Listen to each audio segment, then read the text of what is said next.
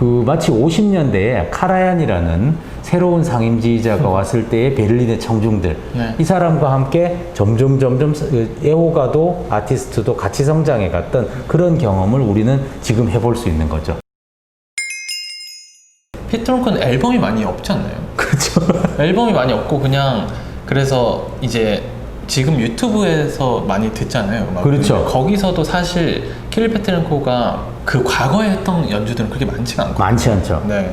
그러니까 참 이 페트렌코가 처음 이제 베를린 필하모닉 상임으로 선출됐다고 했을 때 특히 국내에 많은 음악 애호가 분들은 누구지? 이거 그리고 페트렌코라는 지휘자 들어본 적이 없는데 도대체 누구야? 이렇게 되면서 하는데 그 음반이 별로 없죠. 사실 뭐 마이너 레이블에서 나온 페트렌코가 굉장히 좋아하는 요세프 수크의 교향곡 아즈라엘이라든지 요런 거 몇 개 빼놓고는 음반 자체가 없습니다. 네.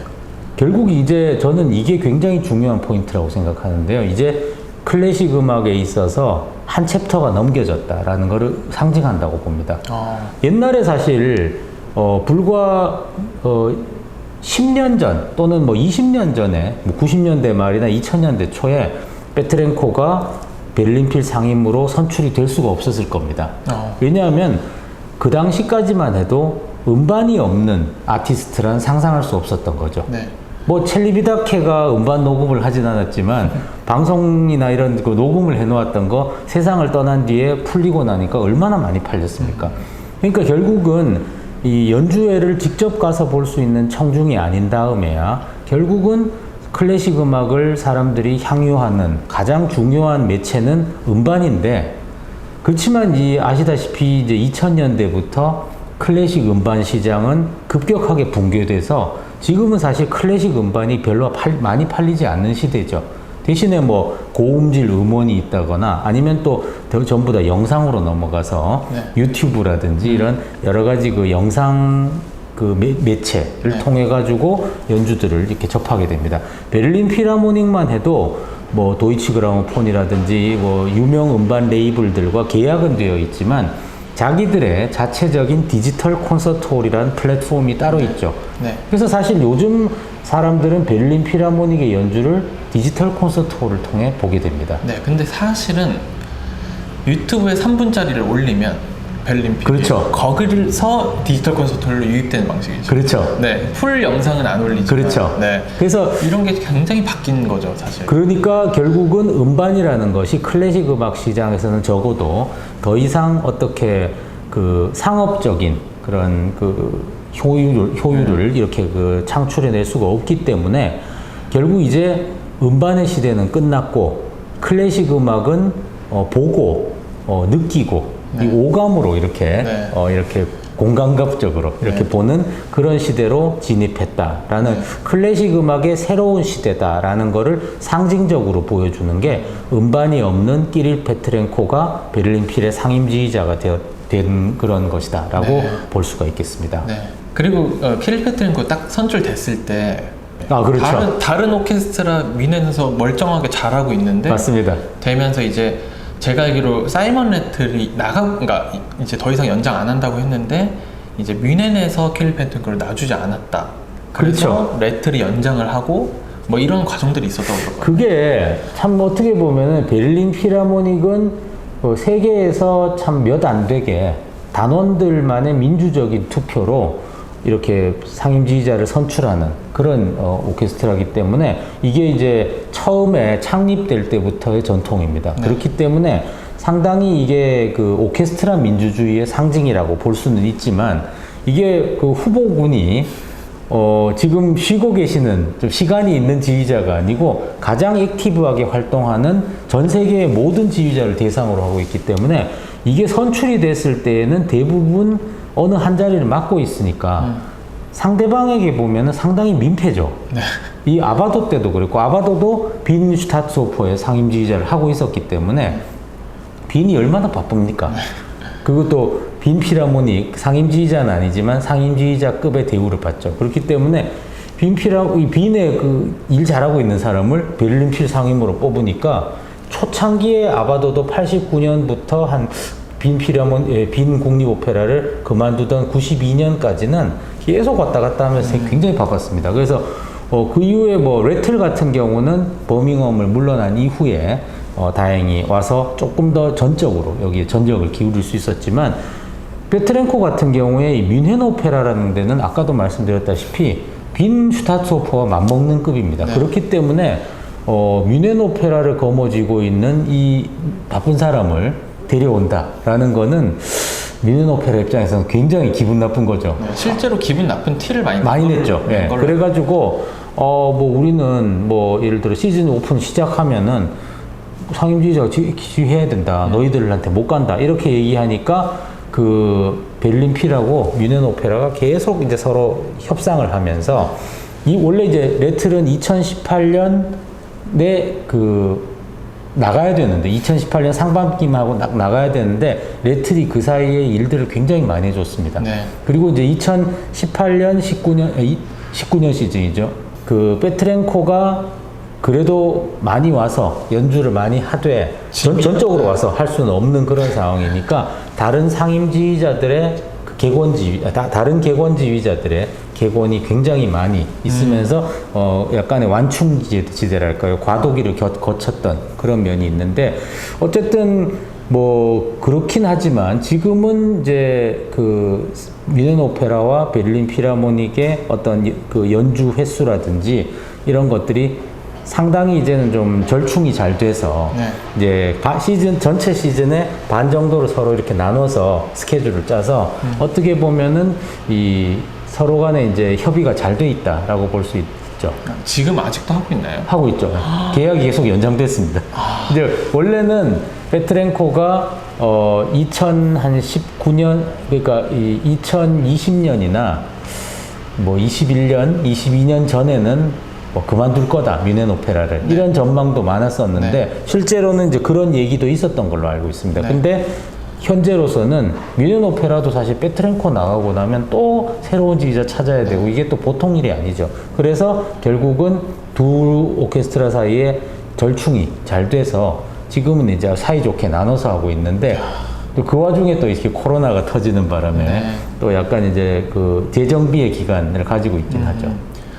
심지어 저는 그 시민들이 국립오페라 극장을 좋아하는 뮌헨의 시민들이 심지어 뭐 서명을 해서 그렇죠. 못 가게 한다. 뭐 맞습니다. 이런 얘기까지 들었었거든요. 그러니까 뭐 시민들 입장에서는 그 항상 뮌헨과 베를린은 라이벌적인 구도가 있는데 시민들 입장에서는 아니 니네들이 투표해가지고 뽑아가면은 그게 다 대수냐 우린 어쩌라고 이렇게 되기 때문에 사실 이제 그게 베트랭코 입장에서도 책임감을 느끼지 않을 수가 없었죠.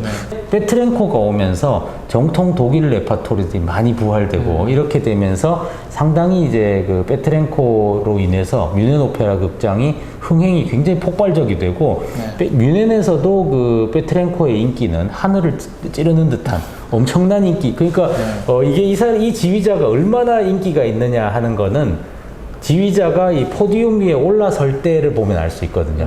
항상 보면 베트랭코가 뮌헨 오페라 극장의 오케스트라 핏 안으로 그 핀 조명을 받으면서 올라올 때에는 또 키도 자그마합니다. 참 아주 아담한 체구인데 딱 올라오면은 청중들이 아직 곡이 시작도 안 했는데 발을 구르며 환호성을 지르면서 하니까 이 사람이 인사를 하고 다시 돌아서서 하려다가 다시 또 돌아서서 한 번 더 인사를 하게 되는 그렇죠. 그런 일이 비일비재합니다.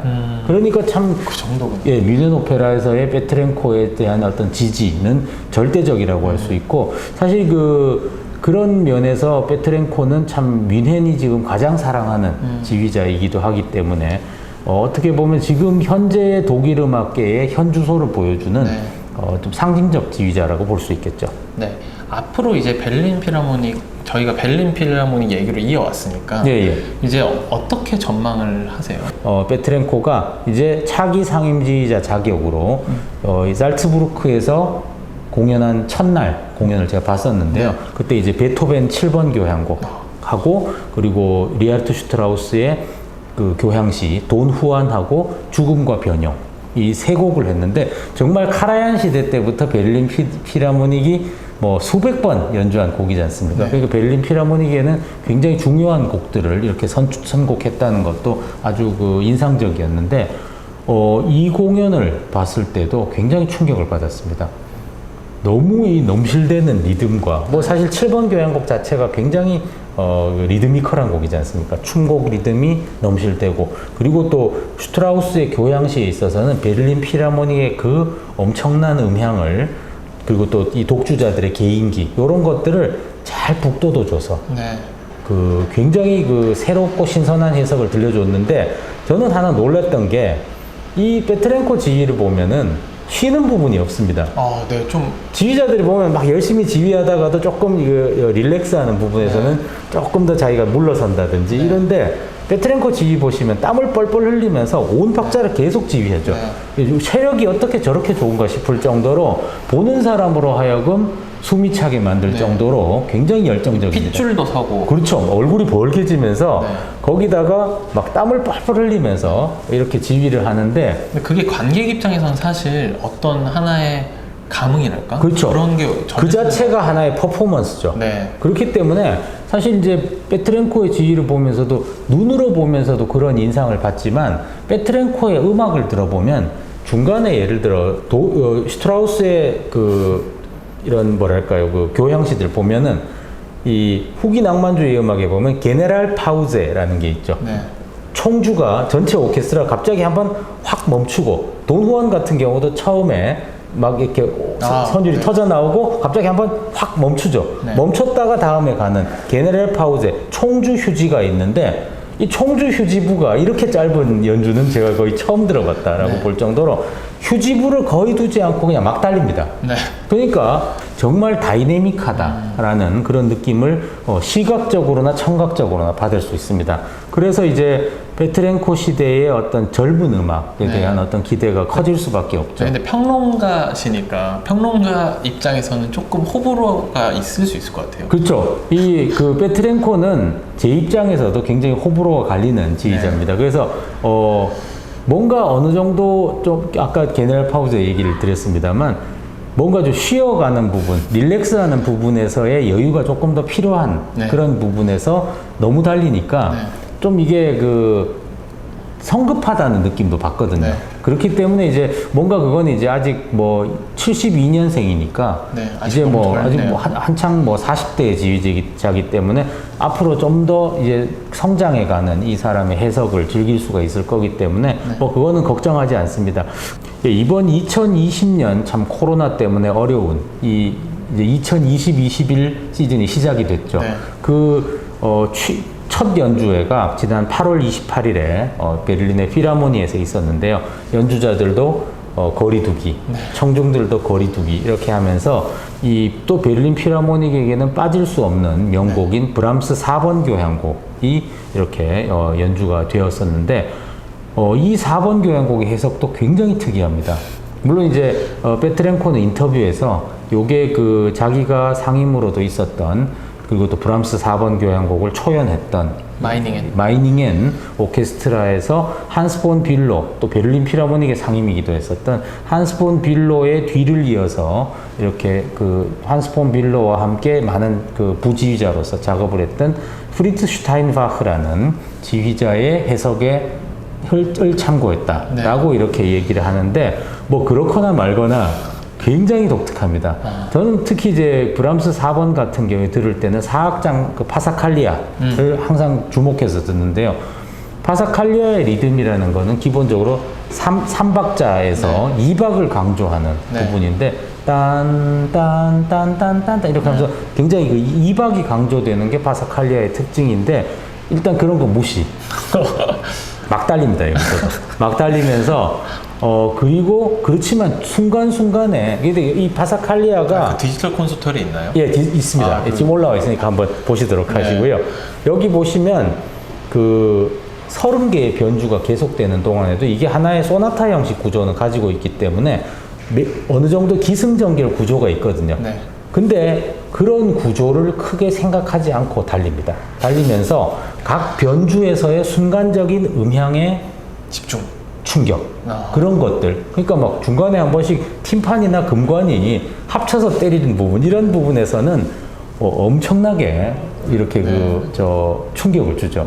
그러니까 마지막에 청중들은 연주가 딱 끝나자마자 폭발적인 반응입니다. 브라보가 뭐. 그러니까 이게 어떻게 보면 아까 전에 이 사람은 음반이 없는 지휘자라고 말씀을 드렸지만 음반이 없는 지휘자로서 그러면 어떤 자세를 취해야만 하는가, 어떤 스탠스를 취해야 되는가라고 볼 때 현장이죠.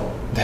공연장에서 청중들의 열광을 이끌어내야 됩니다. 그게 어떻게 보면은 디지털 콘서트홀 같은 실황 녹화와 녹음에 있어서 그 현장감을 그대로 전달해 주는 거기도 하고요. 네. 그렇기 때문에 만약에 제가 이 연주를 디지털 콘서트홀로 간접적으로 들으니까 조금 더 분석적으로 듣게 되지만 만약에 제가 현장에 있었으면 네. 끝나자마자 바로 그냥 기립박수를 쳤을 것 같다라는 그런 현장감 있는 연주라고 볼 수 있는 거죠. 물론 이제 앞으로도 좀 더 전통적인 독일 음악의 구조미, 네. 뭐 카라얀 같은 사람이 굉장히 그런 걸 잘 살렸죠. 그리고 또 라이벌적 지휘자, 조금 연배는 더 높습니다만 현재 독일에서 굉장히 인기 있는 크리스티안 틸레만 이런 지휘자들은 독일 음악에서 구조를 중시하는 구조미를 살리는 그런 해석들을 잘하고 있는 지휘자인데 베트랭코 역시 그런 부분들은 좀 더 보완이 돼야 된다고 생각하지만 어쨌든 이 베를린 필이나 빈 필이나 뭐 이런 뮌헨 바이에른 국립 오케스트라 같은 잘하는 오케스트라를 만났을 때는 정말 청각적 쾌감 하나는 확실하게 책임지는 지휘자다 네. 볼 수 있겠습니다. 네.